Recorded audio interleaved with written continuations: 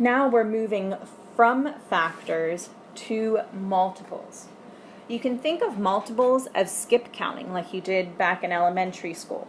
If I ask you to find the multiples of 4, it means to skip count by 4.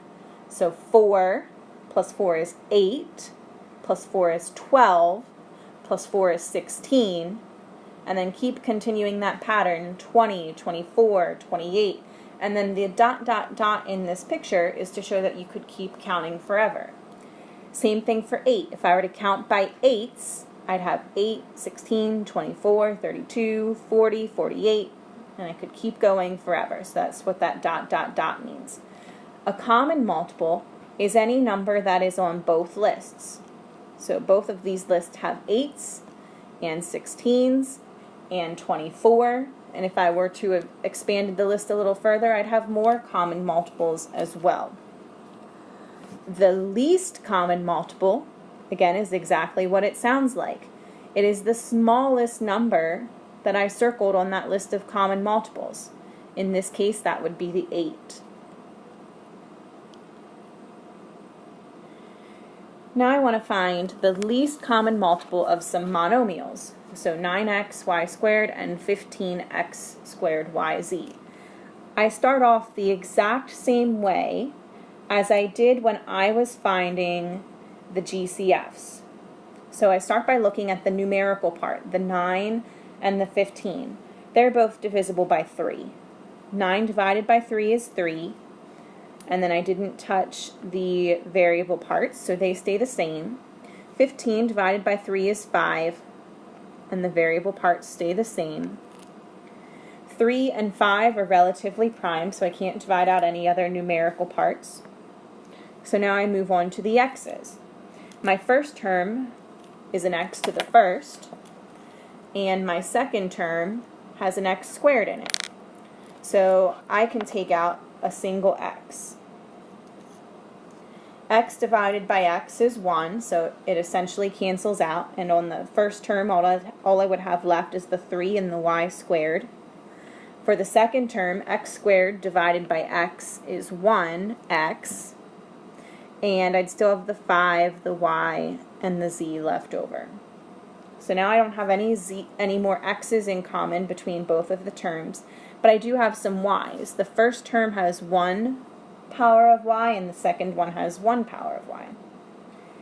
So I can take out 1 power of y. Y squared divided by y is 1y to the first, and I still have the 3 left over. For the second term, y divided by y is 1, so it essentially cancels out, but I still have the 5, the x, and the z left over. Now with these two terms, the second one has a z, but the first one doesn't, so they don't have that in common, and I can't divide that out. Now if I had asked you to find the GCF, your answer would have been 3xy.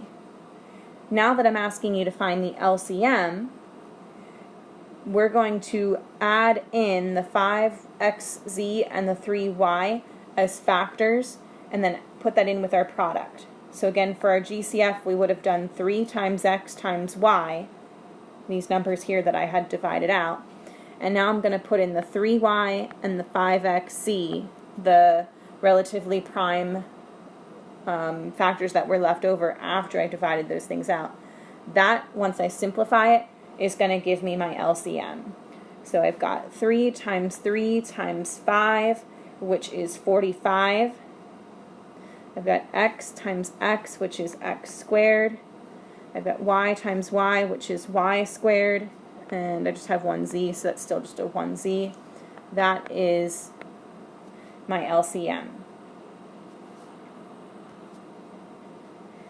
The place where I use LCMs, you might remember this from elementary school, is adding and subtracting fractions. In order to add or subtract fractions, they have to have the same denominator. So when I have two fractions like this that don't have the same denominator, I find the least common multiple of their denominators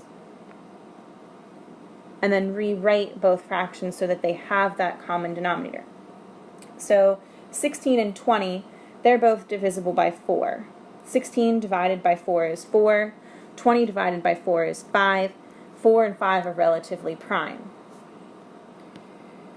So 4 times 5 is 80. The least common multiple of 16 and 20 is 80. So my least common denominator is also going to be 80. So I need to figure out, how do I rewrite 5 over 16 as something over 80? To get from 16 to 80, I was missing a factor of 5. So essentially I'm going to take the 5 over 16 and multiply it by 5 over 5, my missing factor, and that gives me 25 over 80. And then when I do the same thing for the other fraction, I try to find how to rewrite 7 over 20 as something over 80. I try to figure out, how do I get from 20 to 80 while I'm missing this factor of 4. So if I do 7 over 20 times 4 over 4, that would give me 28 over 80. And now it's more easy to add or subtract these or compare these. In this case, because 25 is smaller than 28, 25 eightieths is smaller than 28 eightieths, which means in my original problem, 5/16 is less than 7/20.